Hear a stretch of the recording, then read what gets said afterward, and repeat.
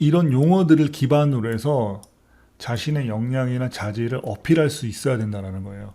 그냥 쓸데없이 그냥 뭐 아무 막 얘기를 가지고 언급하는 게 아니라 이런 방법, 업무에 필요한 이런 시스템, 프로세스, 매뉴얼, 대외협력, 의사소통, 능력치를 가지고 여기에 어필을 하면은 굉장히 전문성이 있거나 자질이 있어 보인다. 이런 평가를 받을 수 있다라는 겁니다. 안녕하십니까. ESUP입니다. 이번 시간에는 직무수행계획서 작성법 강좌로 공무원 채용 바이블 챕터 2라는 주제를 가지고 강의를 진행을 해볼까 합니다. 저번에 챕터 1을 했고 이번 강좌는 챕터 2로 조금 더 전문적인 내용을 가지고 강의를 진행을 해볼까 합니다.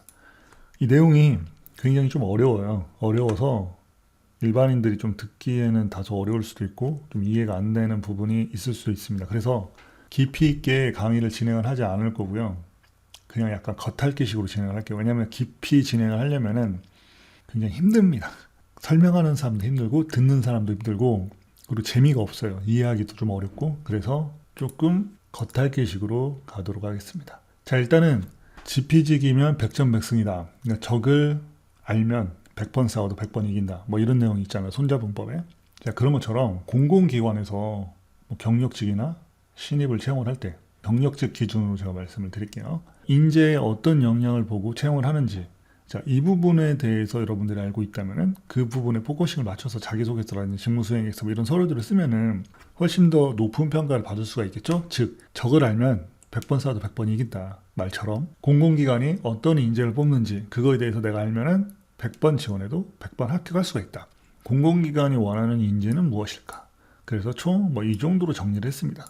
뭐 이거보다 더 많이 있겠죠. 시스템이라는 거는 일단은 뭐 두 가지 관점에서 설명할 수가 있어요. 그러니까 전산 시스템을 잘 다루는 거 또는 업무를 시스템화 시켜서 최적화할 수 있는 능력. 예를 들어서 내가 오늘 학교에 가요. 학교를 가는데 학교에 가는 방법들이 또 다르잖아요. 예를 들어서 버스를 타고 간다.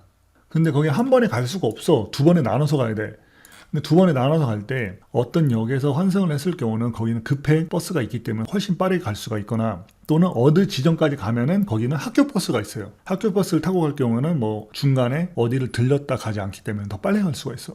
시간적으로 계산을 한다면은 효율성을 어떤 친구는 10분 만에 학교 갈 수도 있고 어떤 친구는 30분 걸릴 수도 있고 어떤 친구는 1시간이 걸릴 수도 있어요. 똑같은 구간인데 그거를 어떻게 체계화시켜서 최적화를 만드냐, 그게 이제 시스템이라고 할 수가 있는데, 자, 그런 관점 그리고 이제 프로세스는 아까 말한 것처럼 그런 절차들, 그 절차들이 모이면은 이 시스템이 됩니다. 쉽게 설명을 하자면은, 자, 그래서 이거를 구체적으로 설명을 하다 보면은 너무 힘들어요. 듣는 사람도 힘들고 저도 힘들고, 왜냐면 이게 길어지기 때문에. 그래서 이 정도만 할 거고, 자, 문서화는 이런 절차나 방법들을 기술한 문서, 정리한 거, 그 대외협력이라는 거는 행사를 기획해. 근데 우리가 의자가 50개밖에 없어. 근데 행사 인원은 100명이야. 그럼 50개를 어디서 빌려와야겠죠. 사거나, 근데 살려고 하면 예산이 너무 많이 소진되잖아요. 한 번 쓰려고. 또는 그만한 예산이 없어. 그러면 인근 기관에 있는 그 공공기관, 유관기관 연락을 주고받고 해서 의자 50개를 구해올 수가 있잖아요. 어떤 기관에서 30개, 어떤 기관에 10개, 어떤 기관에 또 10개, 50개를 구해올 수가 있잖아요. 이런 상황을 조금 더 전문화되게 표현한 게 대외협력이에요. 뭐 이런 것도 중요하고 다 중요하지만 대외협력이 어떻게 보면 공공기관에서는 굉장히 중요한 역할입니다. 그리고 이 역량을 갖춘 사람들이 많지 않아요. 대외협력 자체가 그렇게 쉬운 영역이 아닙니다. 뭐 의사소통도 마찬가지예요. 이것도 약간 보면 대외협력이랑 비슷할 수 있는데 공무원 채용에 있어서 이 의사소통 능력을 많이 보더라고요. 한 가지만 예를 갖고 설명을 드릴게요. 이걸 좀 난이도 있게 설명을 드릴게요. 아까 말씀드린 것처럼 의자를 빌린다고 했을 때 그쪽 기관에서 협조 안 할 수도 있잖아요. 야, 우리 의자 이거 새 거 샀는데 작년에 어떤 기관 빌려줬더니 한 10개 정도 고장나서 왔더라. 그래서 우리 못 빌려주겠다. 뭐 이렇게 할 수도 있고, 우리 기관하고 그 기관하고 봤을 때는 그쪽 기관이 상위 기관이야. 우리는 그쪽에서 예산을 집행받아서 운영하는 기관이고, 또한 우리가 어떤 과제를 수행했을 때 그쪽 기관에서 점검을 해. 자, 그런 관계라면은 의자 빌려준다고 했을 때 그쪽 기관에서 우리한테 빌려준다고 해서 어떤 뭐 이득이 되는 게 전혀 없어요. 그럴 경우는 안 빌려줄 수 있잖아요. 그럴 때 내가 그 담당자와 어떻게 협상을 해서 의자를 빌려오지? 그런 전략을 짤 수가 있잖아요. 그것도 의사소통의 하나의 방법입니다. 담당자님 언제 뭐 시간 되시면 커피 한잔 하시죠. 갑자기 왜? 그냥 담당자님 뵙고 싶어서요. 당신이 왜? 제 담당자님 팬입니다. 왜 팬인데? 그냥 좋아요. 사람 좋아하는데 뭐 이유 있습니까? 그래야 뭐 언제 한번 찾아와. 그래서 둘이 만났어요. 만나서 커피도 마시고 이런저런 이야기하면서 이게 친분을 쌓아. 자, 어떻게 보면 그게 또 대외 협력이 될 수도 있죠. 대외 협력과 의사소통은 뗄래야 뗄 수가 없는 관계인데 약간 엄연히 전문적인 분야로 들어가면 약간 좀 다릅니다. 파트는. 그렇게 해서 그 사람과의 어떤 원하는 의사소통 관계를 만들어요.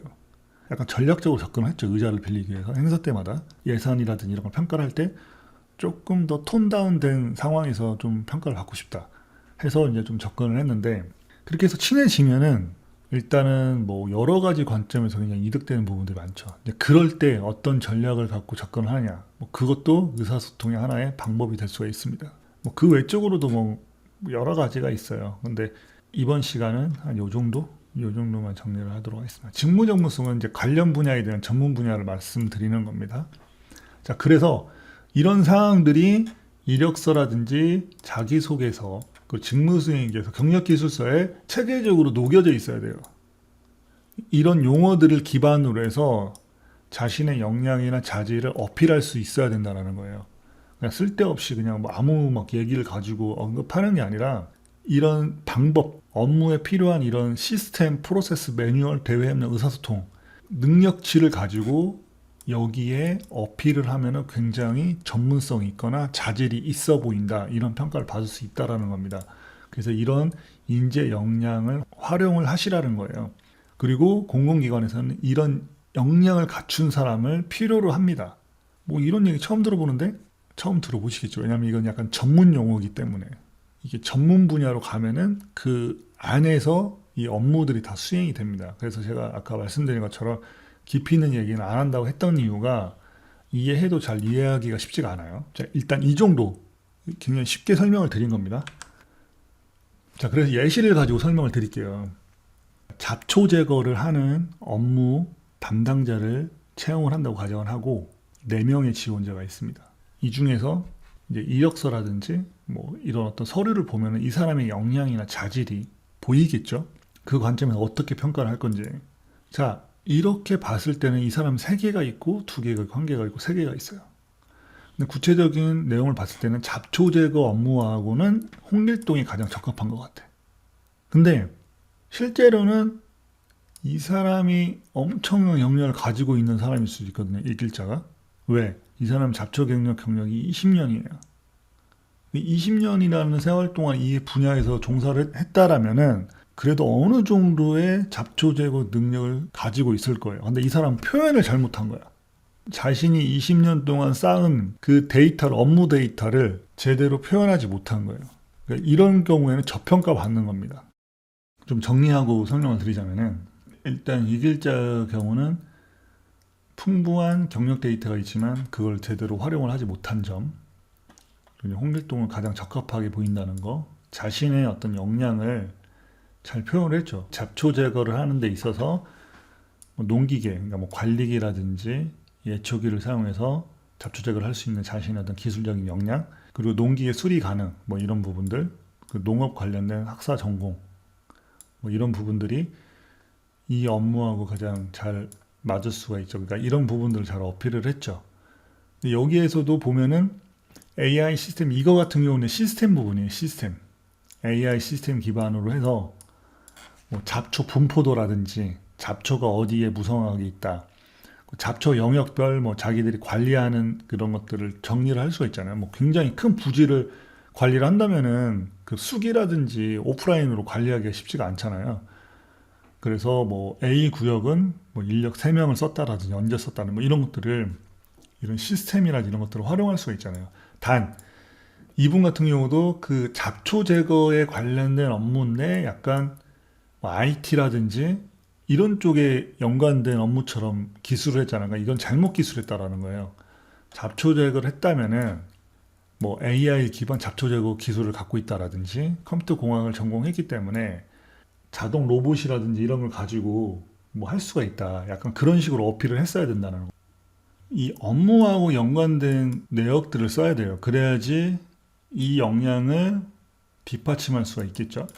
뭐 최선자 같은 경우도 잡초 제거 경력 5년. 뭐 물론 이 글자보단 적어요. 그런데 해외에서 잡초 제거 업무를 했다면은 해외 선진 사례와 국내 사례를 비교해서 선진 시스템이라든지 뭐 이런 것들을 도입할 수가 있잖아요. 자, 그런 관점에서 이런 업무들을 차별성 있게 어필할 수가 있습니다. 또한 뭐 예산이라든지 회계 같은 업무를 했기 때문에 잡초 제거만 한다고 해서 잡초만 제거하는 게 아니라 잡초 관리에도 예산이 필요하잖아요. 예산이 들잖아요. 농기계를 뭐 구매하거나 수리하거나 유지보수하는데, 그리고 뭐 기름 같은 것도 있고 인건비도 있고 간식비도 있고 식비도 있고 여러 가지 예산들이 있잖아요. 자, 이런 업무까지도 나는 가능하다. 그러면은 이제 뭐 이런 부분들을 좀 어필해서 쓸 수가 있죠. 그러니까 여기서 가장 적합한 인물은 홍길동이라고 볼 수가 있어요. 잘 썼죠. 그 관련된 내용들을. 근데 역량으로 치면 어떻게 보면 일기자가 가장 높은 역량을 보유할 수 있어요. 근데 이 사람은 이 경력 기술이라든지 이력서라든지 이런 부분들을 완전히 잘못 썼어. 이렇게 되면 저평가 받을 수 있다는 거예요. 그래서 제가 항상 말씀드리는 게 이력서에서 경력사항이 굉장히 중요하다. 그거를 어떻게 세부사항을 어떻게 어필하느냐에 따라서 자신의 역량이나 자질을 극대화할 수도 있고 완전 저평가 받을 수도 있다. 제가 말씀드리는 게 이런 이유 때문에 말씀을 드리는 겁니다. 앞서 이제 기관이 요구하는 직무가 있다고 했잖아요. 역량, 전문성 뭐 이런 거 있다고 했잖아요. 거기에 제가 좀 약간 전문성으로 어필한 게 뭐 시스템, 뭐 프로세스, 매뉴얼 이런 업무들을 이제 언급을 했는데, 앞서 이제 홍길동 사례를 가지고 설명을 하자면은 농기계 사용 역량이 있죠. 수리 능력이 있어요. 해외 연수도 갔다 왔어. 일단 이력서에는 이 네 가지 사항을 다 언급을 해야 됩니다. 그리고 자소서에는 이런 역량들을 어필하기보다는 그 업무를 수행하는 과정에서 어떤 문제가 발생했을 때 아까 이제 말씀드린 의사소통 및 협업 능력을 기반으로 해서 그 문제를 해결한 사례가 있다. 대부분 요즘 자소서 질문사항 이런 거예요. 위기대처 능력, 문제 해결 능력 뭐 이런 거거든요. 그러니까 어떤 문제가 발생했을 때 그 문제를 해결했고 거기서 본인의 역할은 무슨 역할을 했다. 뭐 이런 거잖아요. 자, 이런 것처럼 농기계 관련된 잡초 제거 업무를 수행하는 과정에서 어떤 문제가 발생을 했어요. 그때 본인이 동료들과 또는 업체 관계자와 어떻게 의사소통을 추진을 해서 다시 협업을 이끌었는지, 그래서 문제를 해결했는지 뭐 그런 것들을 어떻게 녹여 쓰냐, 그게 이제 자소서고, 그리고 이제 그 업무에 대한 열정, 자부심, 이게 뭐냐면은 요즘 보면은 이런 말들이 많아요. 실제 뭐 기관 담당자들도 그렇고 퇴직자들이 많대요. 젊은 친구들이, 공공기관도. 왜냐면 이제 업무에 적응을 못하거나 업무가 자기 자질과 맞지 않다. 뭐 이런 판단하에서 이제 이직률이 높다는 어떤 말들도 많이 하고, 실제 이제 뉴스 기사라든지 어떤 통계를 보면 많이 나와요. 이직자나 퇴사율이 많다라는 게. 그러게 이제 대부분 이런 내용 때문에 그런 거거든요. 그래서 이게 대부분 보면 의사소통에 관련된 연결된 부분이 많거든요. 근데 대부분 윗사람과 동료들과 맞지 않아서 그만두는 사례들이 많아요. 그게 이제 어떻게 보면 의사소통 능력이라든지 뭐 대인관계 뭐 이런 여러 가지 부분들이 문제가 있기 때문에 그렇게 되는 것도 있거든요. 자, 그런 부분들을 여기에 잘 녹여서 작성하시면 좋을 것 같습니다. 이것도 마찬가지고요. 직무수행계획서는 앞서 이제 말씀드린 것처럼 뭐 프로세스, 시스템 이런 것들을 갖고 직무수행에서 쓰는 거예요. 그러니까 농기계를 사용하여 차별화된 직무 역량을 하다. 이건 시스템이에요, 이거는. 네, 농기계를 사용하는데 다른 지원자보다 나는 그걸 체계화시켜서 농기계를 사용해서 똑같은 시간에 더 많은 면적과 이런 것들을 관리할 수 있다. 또는 이제 농기계 수리까지 가능하기 때문에 농기계에 필요한 뭐 사후 관리라든지 뭐 수리 뭐 이런 거를 예산을 절감할 수도 있고, 그 예산 절감된 거를 어떻게 활용할 수 있다라든지, 뭐 구체적으로 따지면 시스템 최적화, 프로세스 개선 뭐 이런 문제거든요. 협업 뭐 이런 부분도 있고, 선진사회 벤치마킹은 이제 앞서 말씀드린 것처럼 대외 협력이에요. 대외 협력에 관련된 업무예요. 이 부분도 마찬가지고요. 그러니까 이 업무를 하기 위해서는 대외 협력에 관련된 전문성도 있어야 되고 의사소통 능력도 있어야 되죠. 자, 그런 부분들을 직무수행 계획서에 전문적으로 녹여 쓸 수 있어야 된다. 정리를 하자면은 내가 가지고 있는 역량과 스펙이 이렇게 돼요. 이제 여기에 녹여 써야 되잖아요. 근데 각각 어떻게 녹여 써야 되냐, 그거잖아요. 일단 이력서에는 잡초 제거에 관련된 뭐 농기계라든지 기계를 활용할 수 있는 부분들, 이런 부분들을 어필을 하고 자세하게 이런 것들 기술을 해야 된다는 거예요. 이 길자처럼 그냥 경력 20년 이렇게 하면 안 된다라는 거예요. 그 세부 사항을 어필을 해야 된다는 거예요. 내가 20년 동안 뭘 했는지 나의 역량을 제대로 평가받을 수 있다라는 거예요. 그냥 20년 하면 저평가받을 수 있다라는 거예요. 자, 그런 것처럼 이력서에는 이렇게 꼼꼼하게 작성을 해야 되고, 자소서는 앞서 말씀드린 것처럼 약간 방향을 좀 다르게 해라. 파트를 좀 다르게 해라. 문제 해결 능력이라든지 나에 대한 업무에 대한 열정, 자부심, 윤리의식, 청렴성, 대인관계, 이런 부분들을, 이런 업무를 수행하는 과정을 갖고 작성을 하시면 돼요. 조직 생활을 하면서 뭐 수리 관련된 사례를 가지고 스토리를 만들어서 작성하면 되고, 직무 수행 계획서는 아까 말씀드린 지원자의 역량을 가지고 시스템 프로세스라든지 대외협력이라든지 의사소통 능력이라든지 매뉴얼이라든지 이런 소재를 가지고 이 업무들을 구체화해라, 이렇게 설명을 드린 겁니다. 조금 어렵죠? 쉬운 내용은 아닌데, 제가 이런 강의를 하는 이유는 여러분들이 더 경쟁력 있게 이런 문서들을 만들 수 있게끔 자질을 업그레이드 하는 관점에서 강의를 진행을 하는 겁니다. 끝으로 이건 좀 뭐 간단한 내용이에요. 대부분 보면 뭐 오글거리는 내용들 많이 쓰거든요. 뭐 대외 통상부는 국가 미래와 발전을 위해서 뭐 막 이런 내용들 쓰면서 저는 그에 부합한 뭐 이런 내용들 쓰잖아요. 막 오글거리고 쓸데없는 내용이고 아무 내용이 없어요. 그런 거 그냥 갖다 버리라는 거예요. 그리고 이제 자기소개서에도 제가 여러 차례 강의를 했지만 항상 보면 어머니 아버지로부터 뭐 물려받은, 어머니 아버지의 지원을 받은, 어머니 할아버지가 항상 일찍 일어나고 성실한 모습들을 보고 배우면서 갖다 버리라는 거예요. 왜냐면 틀린 얘기는 아닌데 너무 식상하고 지루하다는 거. 왜? 너무 많은 사람들 그 소재를 쓰니까. 이런 거. 그리고 국가기관은 국민을 위해서 뭐 어쩌고저쩌고 하면서 막 그런 약간 뭐 독립투사, 독립열사 나선 것처럼 막 이렇게 표현하시면서 자기 자신을 막 이렇게 하는데 좋지 않습니다. 그냥 팩트, 사실 가지고 솔직 담백하게 쓰시면 돼요. 이건 다 그냥 너무 부풀려지고 검증할 수도 없고 그냥 무슨 백색 소음처럼 그냥 떠다니는, 둥둥둥 떠다니는 그냥 말뿐인 거거든요. 실체가 없는 것들, 실체가 없는 것들 다 빼서, 이것도 마찬가지예요. 내 스스로가 근면성실한 꼼꼼한 성격이고 활발한 성격이다. 실체가 없어. 그걸 어떻게 증명할 거야?